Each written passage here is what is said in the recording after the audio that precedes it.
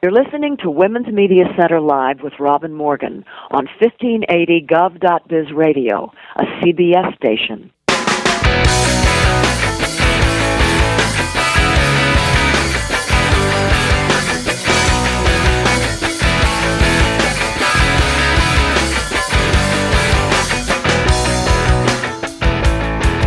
Welcome to Women's Media Center Live.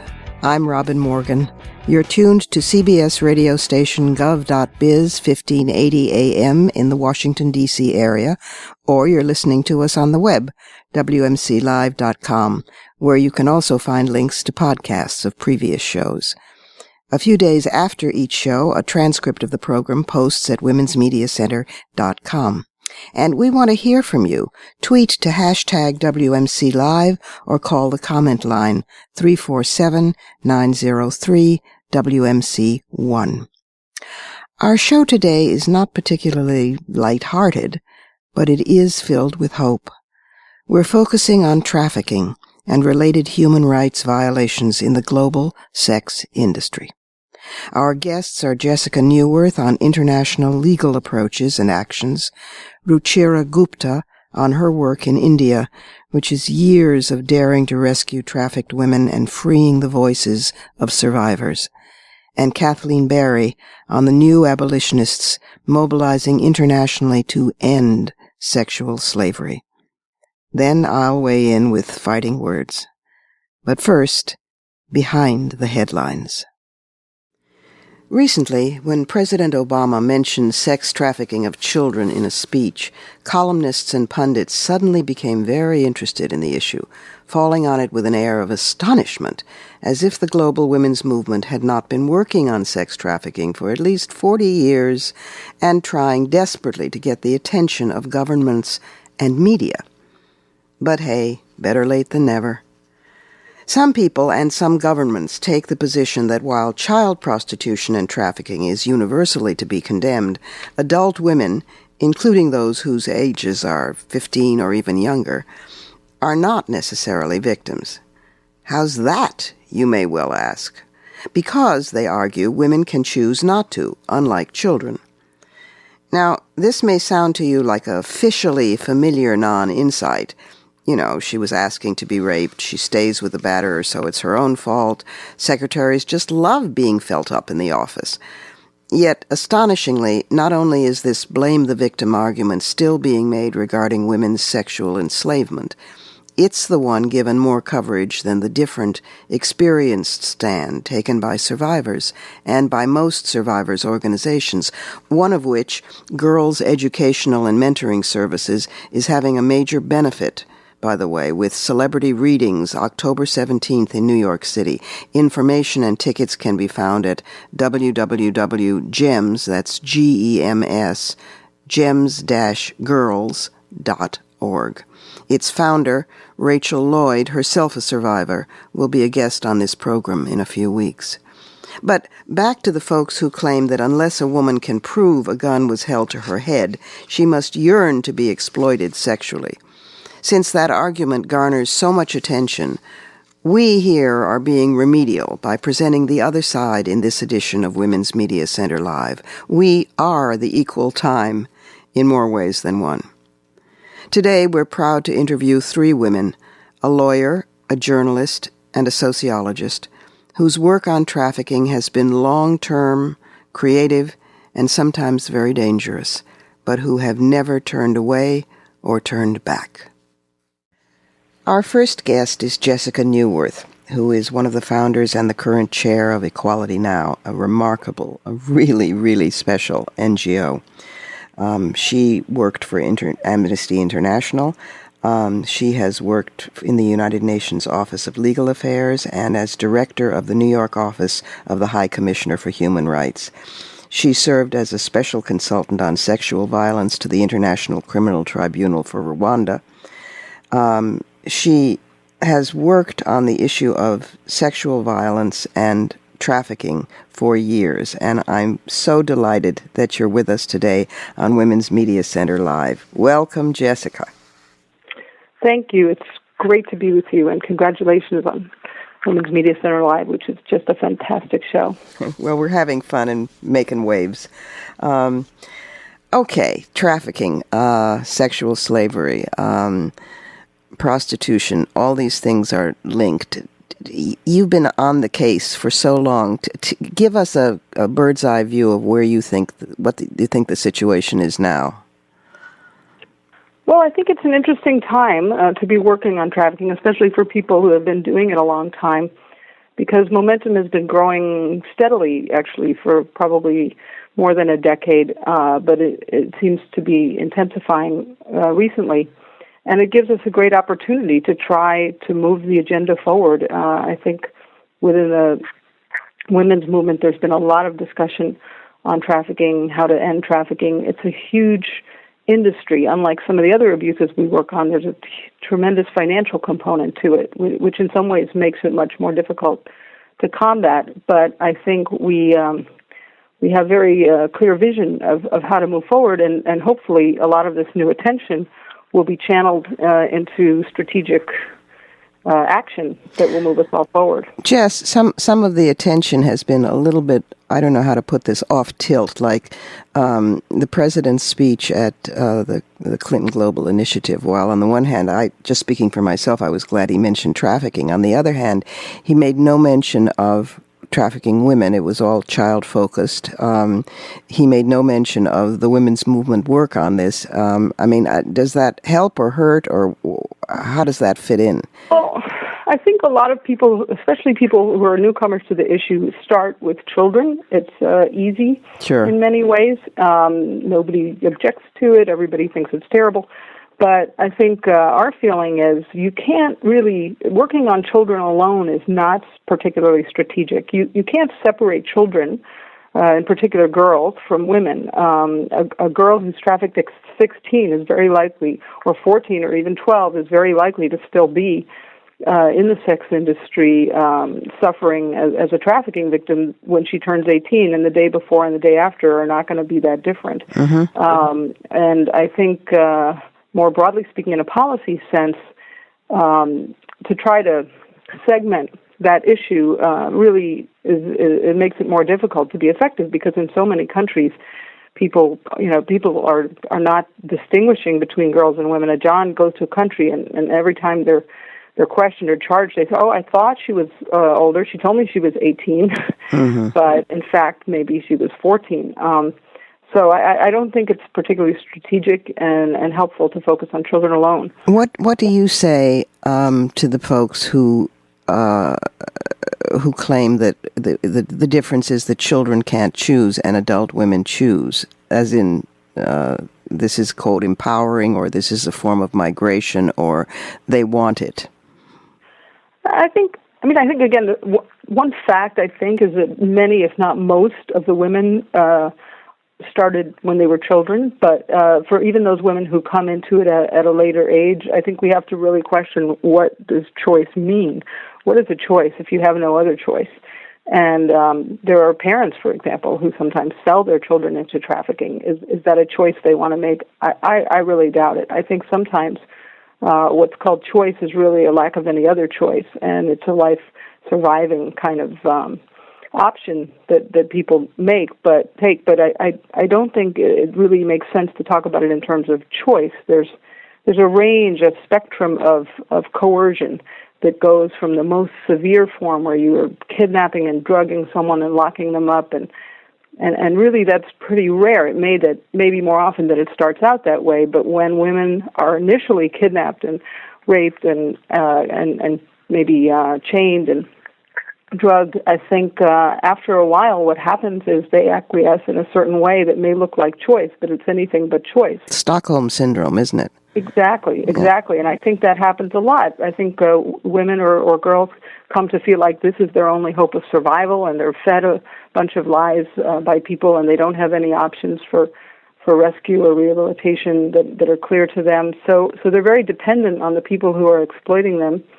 And I don't think that we can think of that as any kind of real choice. And I think one of the exciting things is the way groups, especially groups on the front lines, on the ground, are trying to give girls and women another choice. and really help them get out of that industry, which is very difficult sometimes, and put them on a track which eventually in many cases makes them role models for other girls and women to get out and to see that there can be a different kind of life which they might not have imagined. I want you to talk more about that. On this program, we're also talking with Ruchira Gupta, who I know is one of the whose group, APNIAP, I know is one of the groups of Donor Direct Action. I really want to spotlight the groups, the women's groups on the ground, in the field, who've been working on this for decades, because there's a whole lot of folks, and we want them jumping on the bandwagon, we want them joining, but they're acting as if, they just invented the wheel. So I want to refocus the spotlight back on the folks who've been grinding the wheel for decades, and talk a little bit about the groups that you work with in Equality Now and the groups that you work with in Donor Direct Action, and explain what the difference is, what the two groups are, what the two NGOs are. Well, thanks for that question. I mean, I think that refocusing is exactly what needs to happen if newcomers want to make a real difference in the lives of women and girls. Because at the policy level, there's a lot of debate, but in the end, I think most people agree that the root causes of trafficking are basically a combination of poverty and discrimination. And if we can start to systematically provide girls and women with education and employment opportunities that they don't currently have, then that's the best path out. And I don't think there's a lot of disagreement about that, although there's disagreement about almost everything else. So a lot of these groups on the very front lines who are out there in the communities trying to help women, both in the immediate sense of providing them with services and health initiatives, but also in a more long-term sense to try to give them alternatives, which can be very challenging, and which is partly how they got into it in the first place, because it's not that easy to create those alternatives. But if we don't go that hard road and try to create those alternatives, then I don't think we'll be able to make much of a dent. And so a lot of these tiny groups that really just live on a shoestring budget are out there really creating school opportunities for girls. Some of it is prevention, some of it is rehabilitation, and of course an important part of it, which Equality Now focuses on as well, is prosecution. We have to stop traffickers and use the law effectively to punish them, which can also be a deterrent. But in the long run, I think what we need is to empower women's groups. And Donor Direct Action has a trafficking fund which provides donors a chance to channel funds directly to groups working in Eastern Europe and in India. APNIAP is one of the groups in that fund to try to get resources out there where they go a lot further than they would go anywhere else, and they can actually directly make a difference in the lives of girls who otherwise would be stuck in slavery. And the groups are thoroughly vetted, and folks can get a tax deduction because it's a 501c3, right? Right. Our sense was that these groups have not really been able to access a lot of the support that we get in the United States because, one, people don't know about them. They're very small and they don't have that capacity to reach out, but also that anybody who wants to make a donation should be able to support groups through Donor Direct Action, which is a tax-deductible. This is wonderful. Give the two websites, Jess. Donor Direct Action is www.donordirectaction, all one word, .org, donordirectaction.org, and Equality Now, which is on the advocacy arm of all of this, and really, I think, with other groups leading the charge at the level of public policy and law, is www.equalitynow.org. And I should just say that I think that the law has a very important role to play in all of this, and Equality Now is in the forefront both on the international scene in helping to advocate for a strong and broad definition of trafficking in the UN Protocol on Trafficking that was adopted in 2000, in the federal law, the Trafficking Victim Protection Act that was adopted in Washington in 2000, in the New York State anti-trafficking law, which is becoming a model, we hope, for the rest of the country, and is also still a work in progress, where Equality Now and other groups in the New York State Anti-Trafficking Coalition are working very hard to strengthen that law to make sure that it's really effective. It's Equality Now is just the best. It is the best. And so are you. So we're out of time, but thank you so much for that cogent summary and for all the work you do all the time. And keep on keeping on. We need to take a short break while you can let us know what you're thinking. Call our comment line at 347-903-WMC1. I'm Robin Morgan, and this is Women's Media Center Live, the talk show with a brain. Coming up, our guest Ruchira Gupta, who founded an organization that rescues trafficked women in India and resurrects their lives. Plus, verbal karate is coming up too. Stay tuned.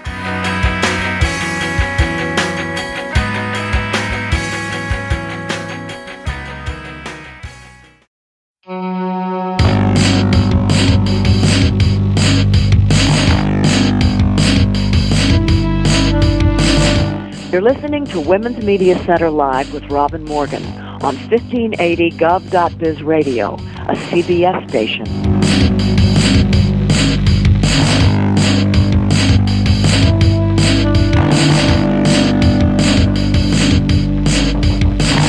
And we're back.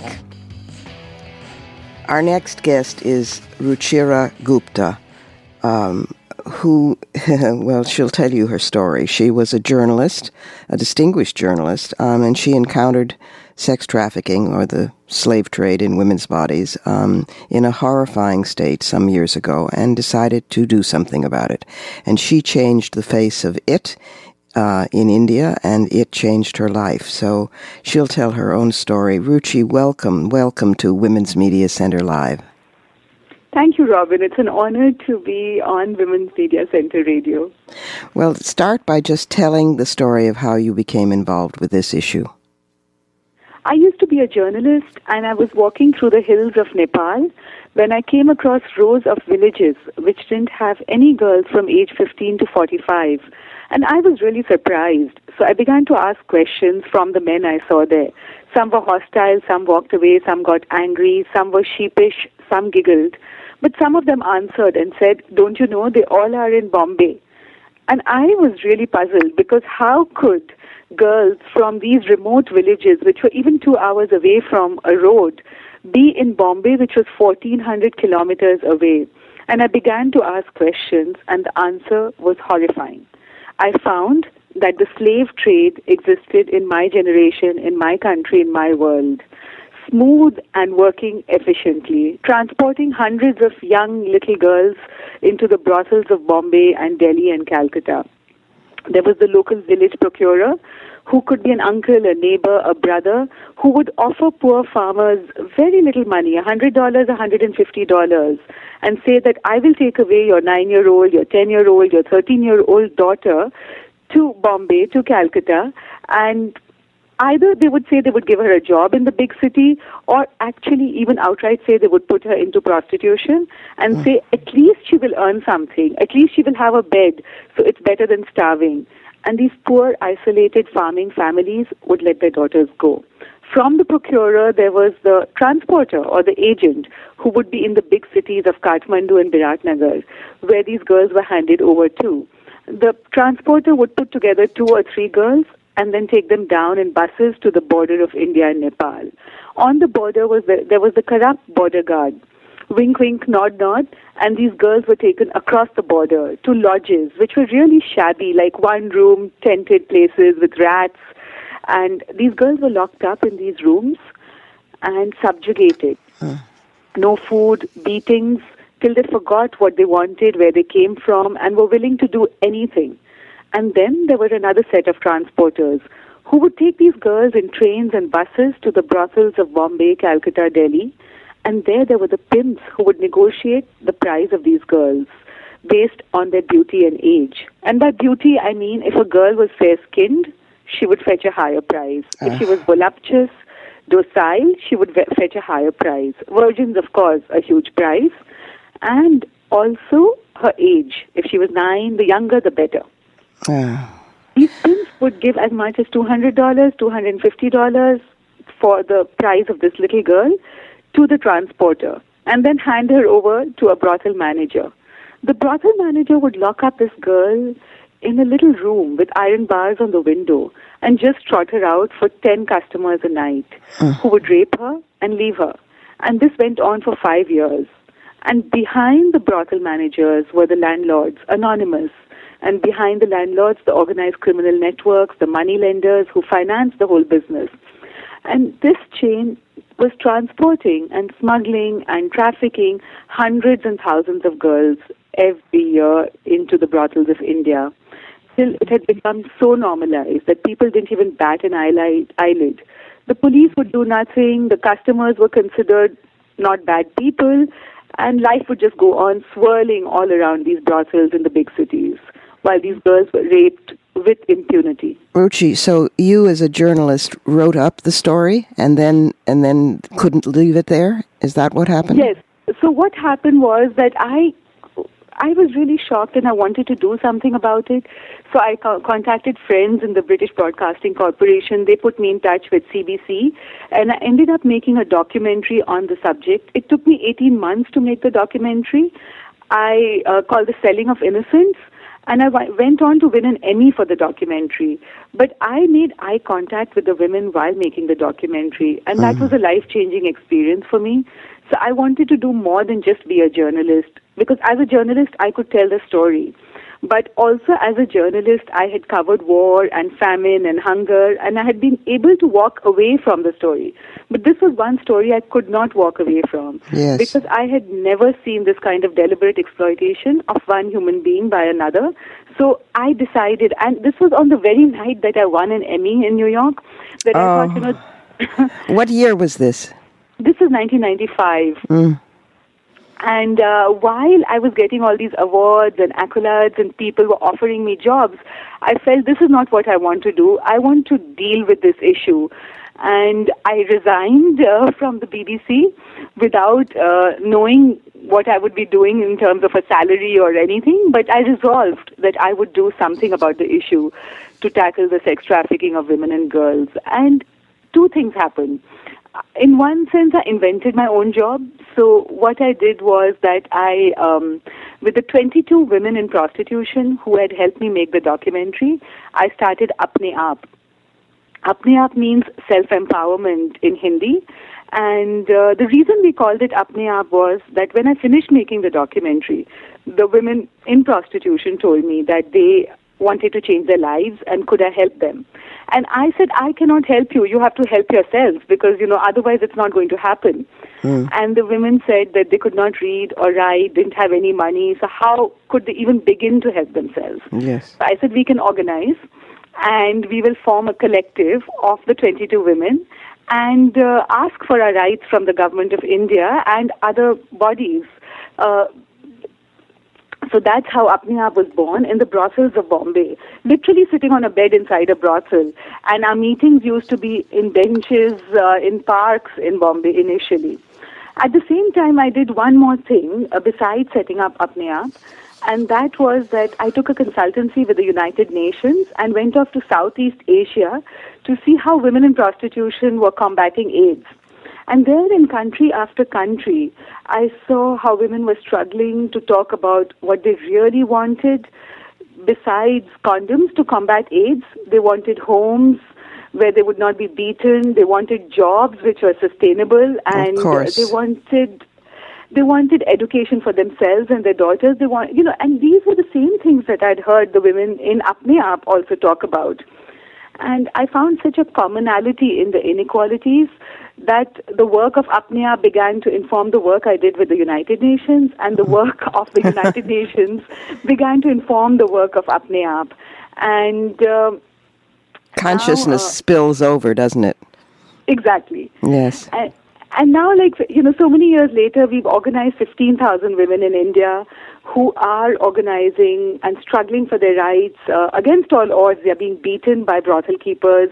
They are being arrested by corrupt policemen on false charges. They are being kidnapped from our community centers and taken away elsewhere so they cannot organize under the Apne Aap banner. They are being stigmatized. They are being frightened. But the women are continuing to organize. And I wanted to ask you about that because not only are you organizing in terms of the women, but you've also affected government policy. You do lobbying. You work in the international community. But the work on the ground there is quite perilous. I mean, because the traffickers are not amused by what you're doing. No, we've had pushback from the traffickers every step of the way. The first time when I even began to set up Apne Aap with the 22 women in Bombay, a trafficker pulled out a knife on me. And he said, why are you here? And I'm not going to let you come here. And do you know who saved me? The 22 women in prostitution. Of course. They formed a circle around me, and they said that, we want her here, and we want her to tell our story, and we need to change our daughters' lives, if not our own lives. And so therefore, you'll have to kill us first. And for the trafficker, he realized that taking on 22 women and killing 22 women would create too much of an outcry. Yes. And the women also realized how organizing helped them. Of course. That's an amazing story. But even today, there's threats, and threats sometimes even from the police department or from corrupt officials, and the work continues. The work goes on all this time later. Yes. 15 years later now, just a few months ago, what happened was that in the village in Bihar, which is on the border of Nepal, where I'm organizing a community of people stuck in caste-based prostitution, where prostitution is being passed down from mother to daughter. I've organized the mothers and I've organized their sons to protect their sisters and their daughters from prostitution by getting them into school and also being witness against the traffickers who are pimping them. And the police, in fact, we have not faced backlash from the traffickers there, but we have faced backlash from the police. Ruchi, we've only got less than a minute left. If listeners want to become involved or supportive, is there a website that they should go to? How can they help? Our website is www.apneaap.org, A for Apple, P for Peter, N for Netherlands, E for England, and AAP again, apneaap.org, or Donor Direct Action, and they can find us very easily, and they can donate their time, they can donate money. We need both. The more money we have, the more women we organize. The more expertise we have, the quality of the work that we do for the women and girls improves. And we are also working at the policy level inside the United States to change the law, to change UN protocols, to make people realize even inside the US that we all are interconnected. And unless we start organizing the last or the most marginalized girl, the system of prostitution is not going to be changed because if the girl is devalued here, the girl is devalued there. Yes. And that girl needs more investment in her life. So that Ruchi. She has choices other than prostitution. She does, but and thank the universe, something beneficent in the universe that she has you on her side. Thank you for being with Women's Media Center Live, and we'll keep on supporting and watching what you do. And now it's time for verbal karate. Nowhere is language more fraught than in referring to people, specifically women, who work in the commercial sex industry. Terms range from the simple word prostitute, which morphed from its status as an adjective or adverb to that of a noun, through 1,000 colloquial terms, slurs, or euphemisms applying only to women, although men certainly work in the industry. If using the word prostitute at all, reposition it as an adjective, like a prostituted woman. Some survivors prefer not to use the word. When it comes to the buyers, we have only 4 words for them: John, trick, score, and date. None nearly as loaded or blameful as those applied to the person who's being bought. The current popularity of the terms sex work and sex worker, used in a well-meaning attempt to avoid condemnatory terminology, is nonetheless strongly rejected by many survivors who are highly critical of that description. They denounce it as wrongfully conferring dignity on the work, thus disguising its real effects. For example, that the women suffer a higher post-traumatic stress disorder rate, 2/3, than do veterans of combat, 1/3.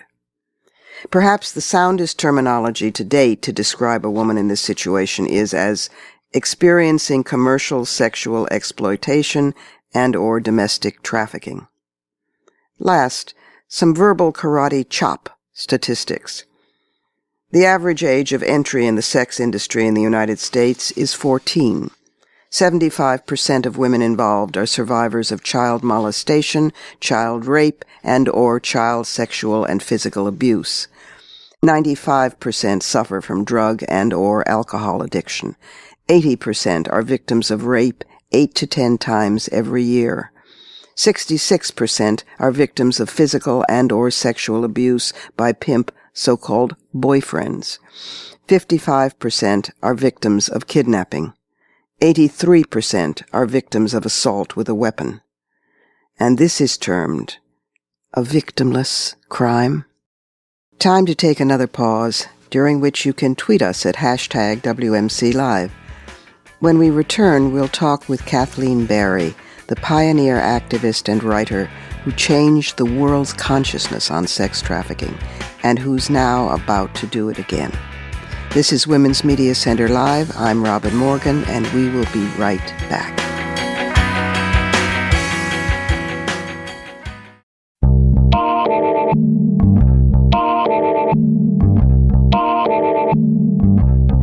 You're listening to Women's Media Center Live with Robin Morgan on 1580 gov.biz radio, a CBS station.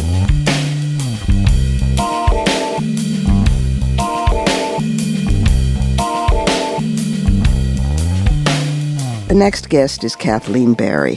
Kathy Barry is a feminist activist. She's a sociologist. She's a professor emerita, but she is also known for making history on the subject we're addressing today, on trafficking. Her landmark first book, Female Sexual Slavery, literally broke new ground and launched a global movement against trafficking in human beings and led to the formation of the Coalition Against Trafficking in Women, which she co-founded.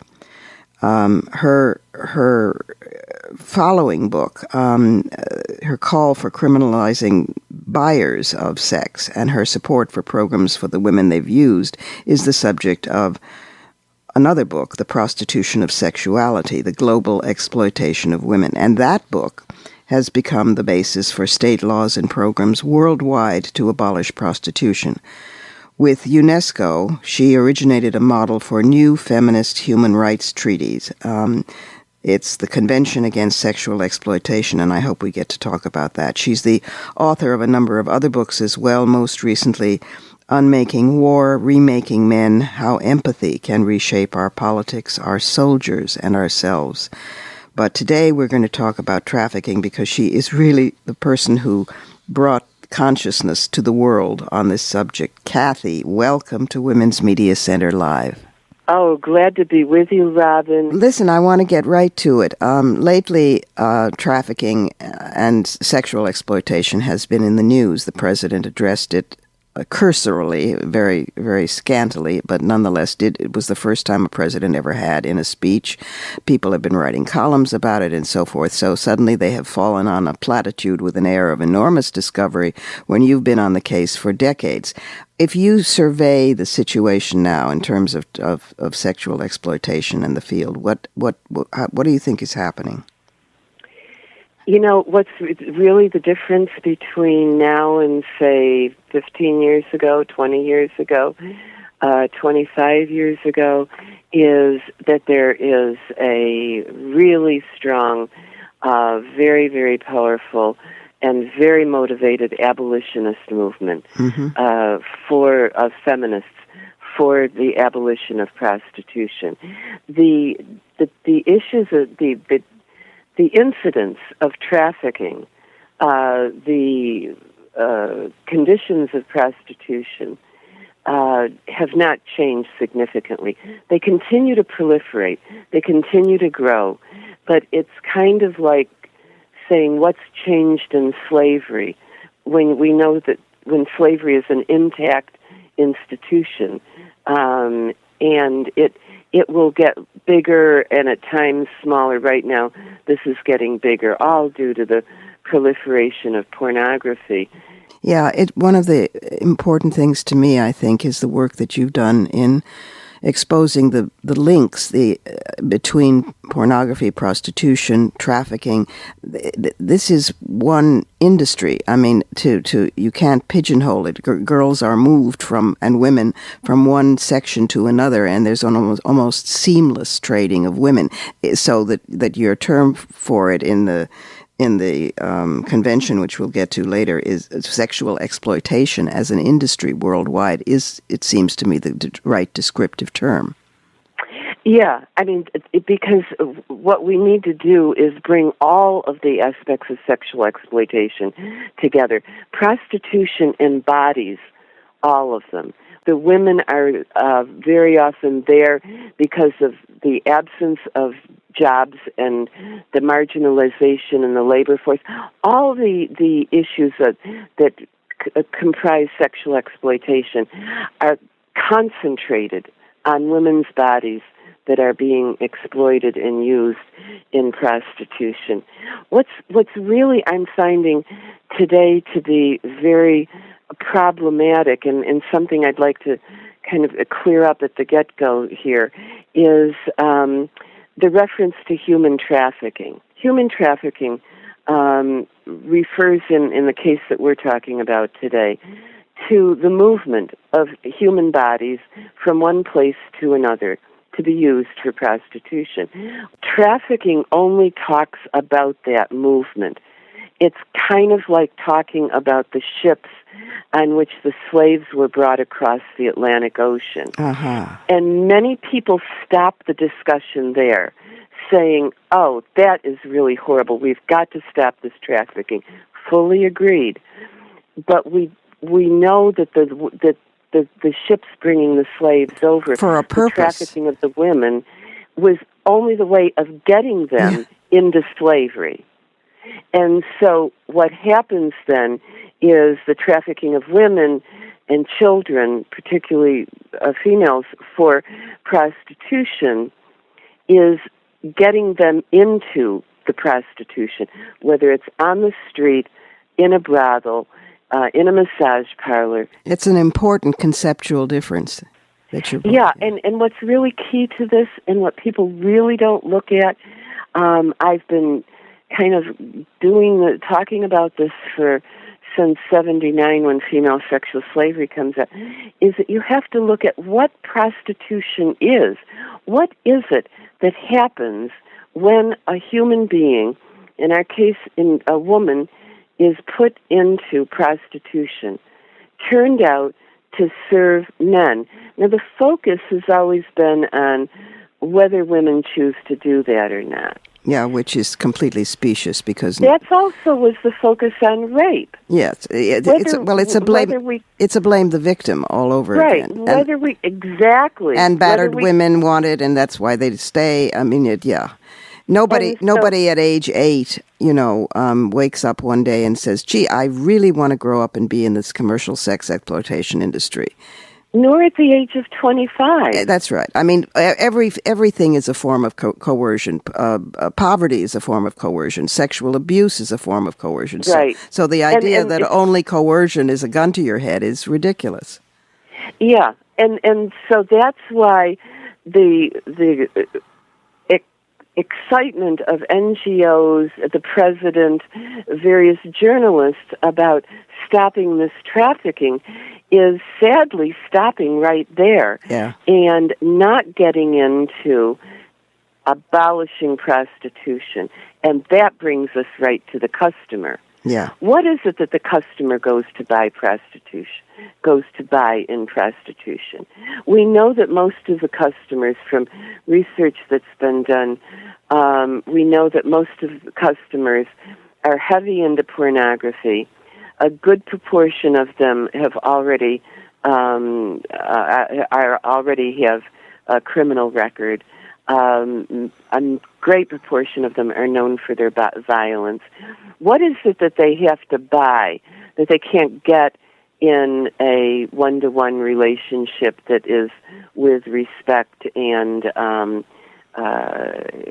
of some kind of compatibility? Enslavement. It's the enslavement, and it's the use of a human body to do whatever they want on or in it for the amount of time they have purchased that human body. So the drive in your work has been to not only not criminalize the woman, but to, in fact, criminalize criminalize the buyer. Absolutely. Since the 80s, I've been really on this case, and it's been very exciting. Well, you now have a model in Sweden. They've actually taken your advice. Yeah, in fact, yes. In fact, in Sweden, Norway, Iceland, several other countries have adopted these laws. Sweden, in criminalizing prostitution, has cut it in half. Interesting. And the population, the proportion of Swedes who are in favor of this has gone up to 72%. Yeah. And the women are not punished, but the Johns are. Not only are the women not punished, but what I've been calling for and what's going on, what we're demanding in the feminist movement, is that programs be provided to the women. The women are a wreck when they get out of prostitution. Of course. Drug addiction, very, very low self-esteem. High PTSD. Hating their body. Yeah, I mean, it's just, and it's kind of, beyond anything that we're thinking of as PTSD. I mean, they're living this trauma 5 and 10 and 20 times a night. I know. Kathy, let me interrupt you for just, because we've only got about a minute, and I want to get to the convention. Tell about the what will be the UN Convention Against Sexual Exploitation. I love the way you frame that. Always on target, Robin. So, as part of this movement to abolish prostitution, we have seen state by state, and it's now going on. France is moving toward the abolition of prostitution, as is there's an initiative in Ireland, in Scotland, in a number of countries around the world, and this is to both criminalize the customer and provide the support for the women. Back in when this work was before these states started doing this, I was working with UNESCO that came to me and said, what do we need in terms of international human rights law to address the trafficking? And I said, we need to focus on the customer.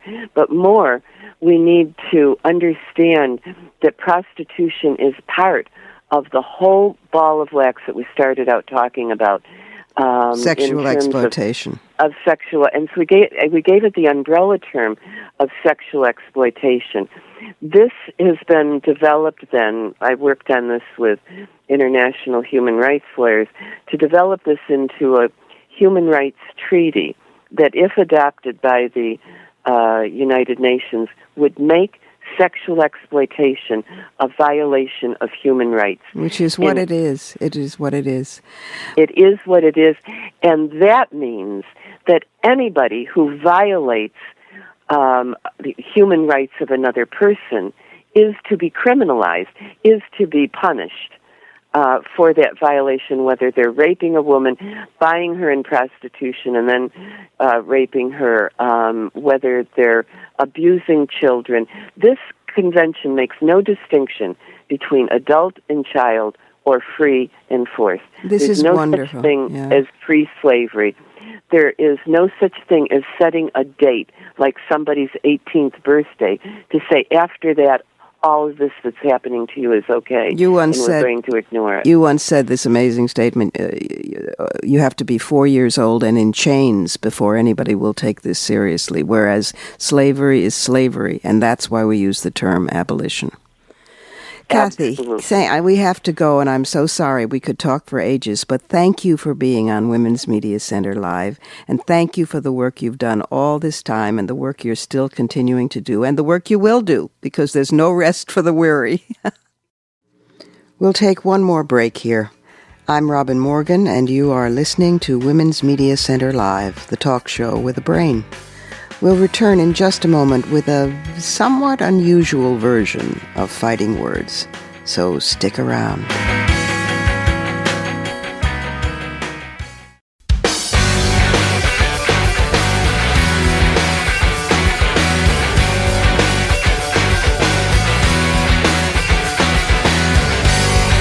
You're listening to Women's Media Center Live with Robin Morgan on 1580 gov.biz radio, a CBS station.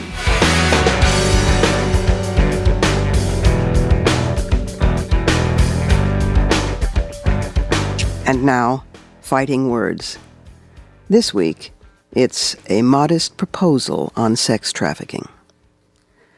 Okay, so for years I was one of those shrill feminists disparaging our cherished nuclear traditions from the family to the bomb. Not anymore.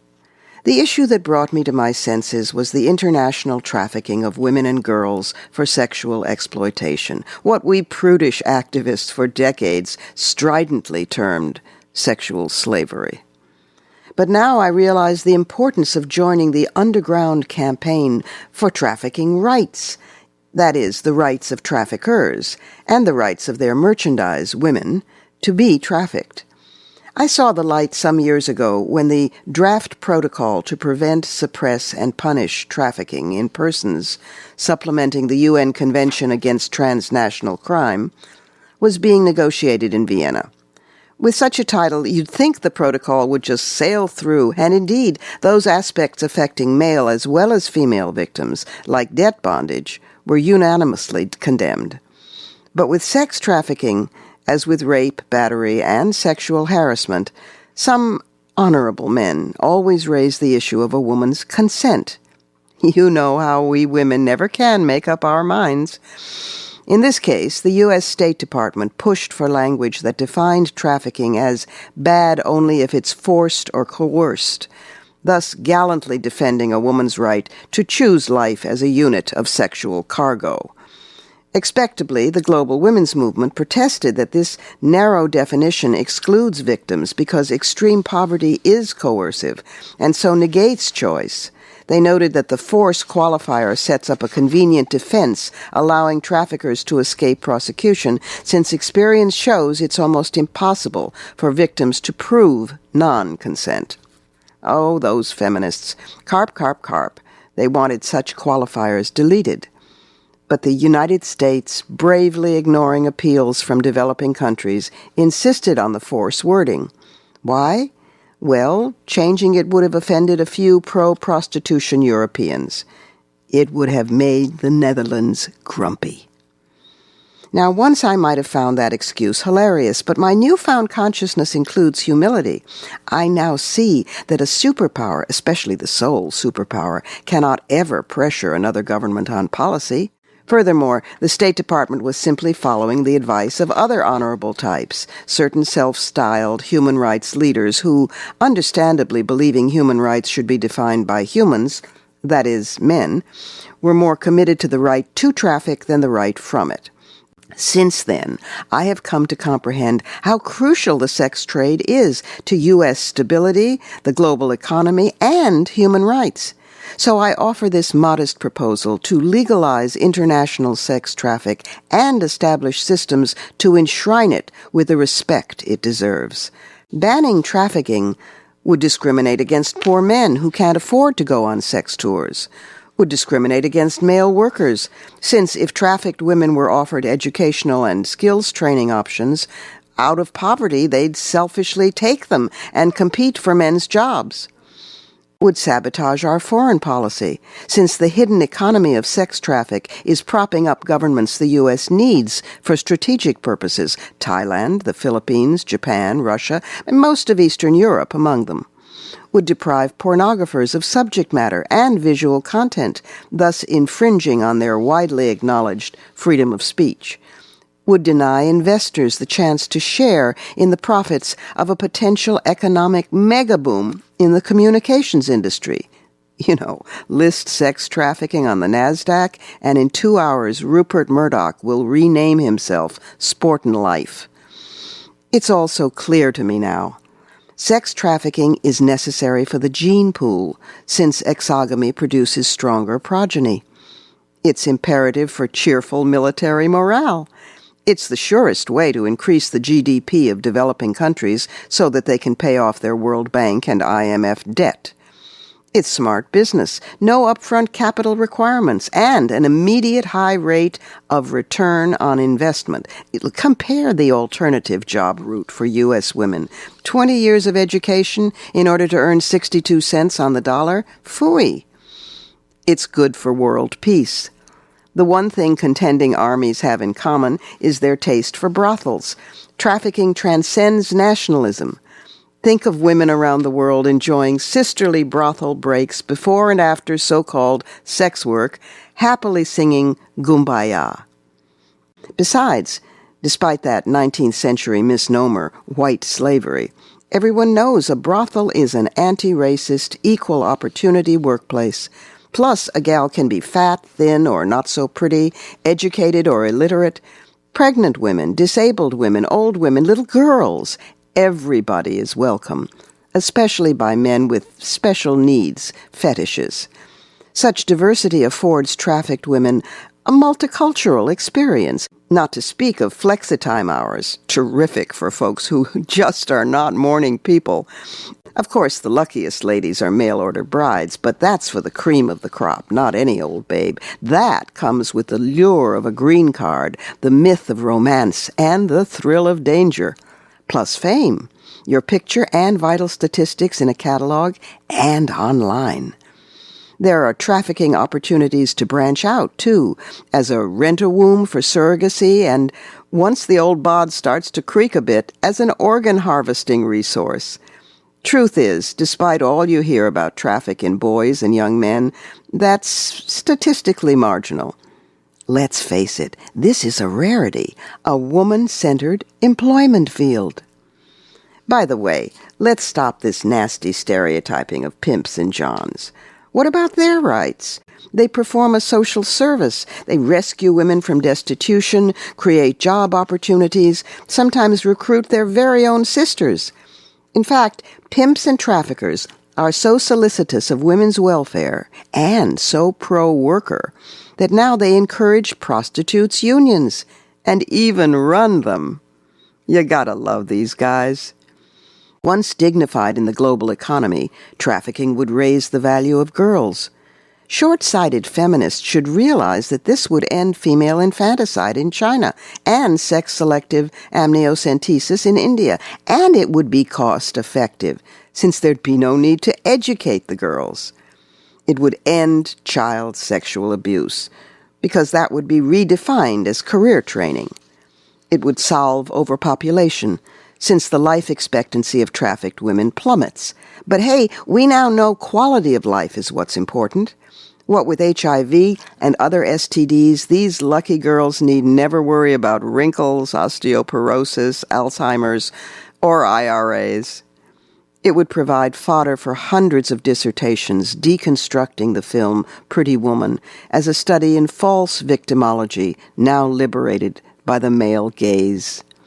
It would be the final blow for welfare. Moms on the dole and their daughters would be rooted to this new form of workfare. It could even solve unemployment if every woman had to prove she could not get work in domestic or foreign prostitution, but she'd made a good faith effort in order to qualify for benefits.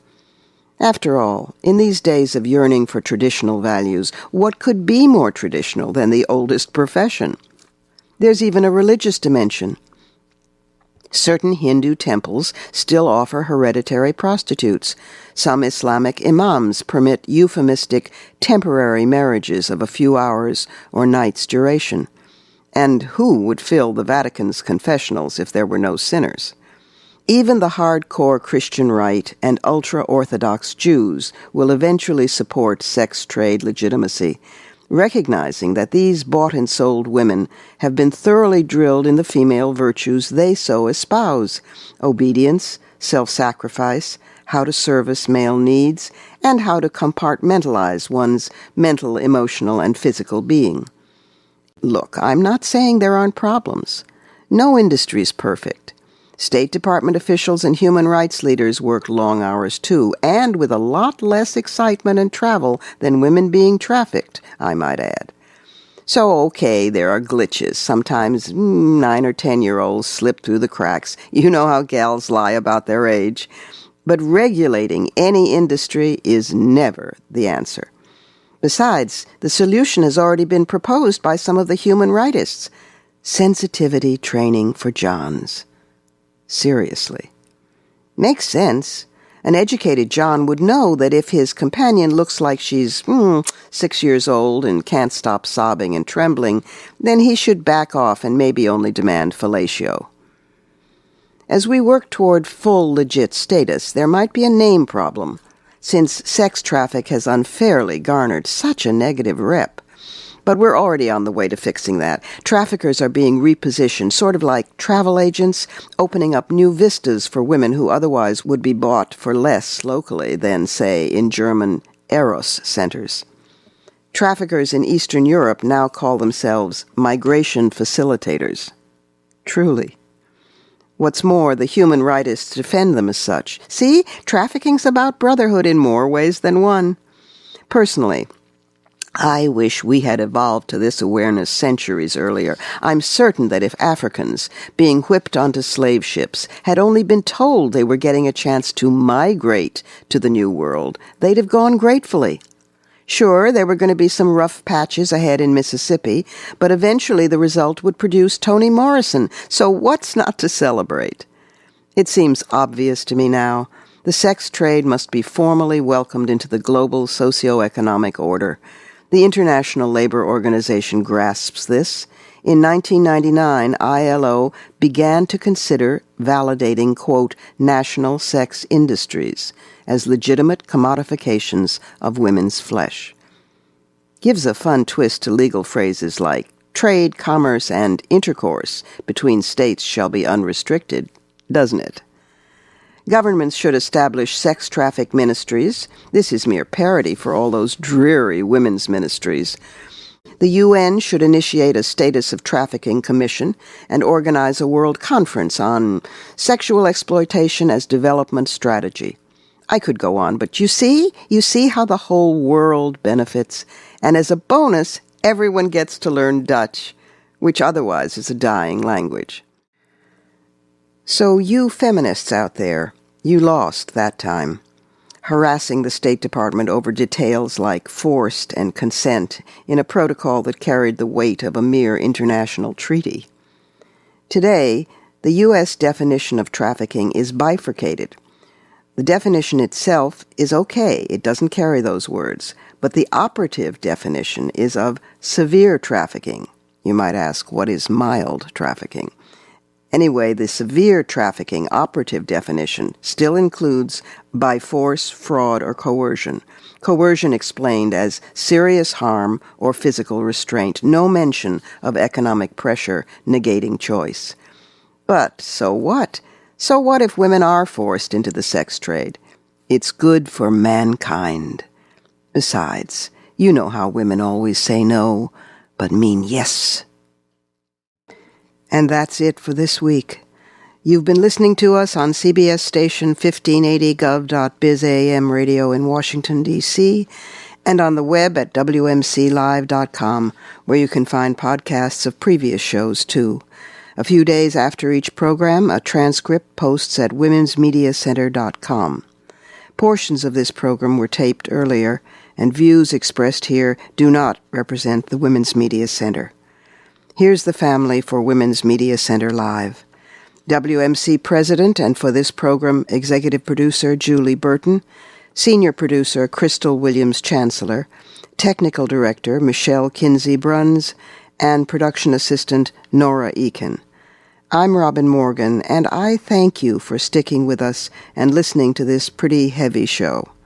Daring to hear difficult truths is, I think, in itself an act of courage, because without it there is no next step. It leads to hope and to action. So thank you again, and I promise some lighter fare next week when I hope you'll join us on Saturday at 11 a.m. here at Women's Media Center Live.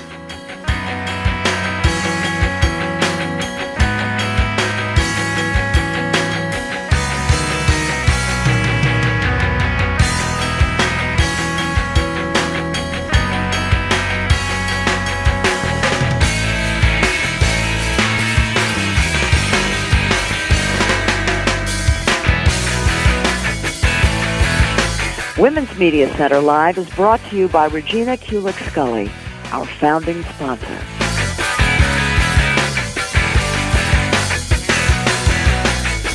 You're listening to Women's Media Center Live with Robin Morgan on 1580 gov.biz radio, a CBS station.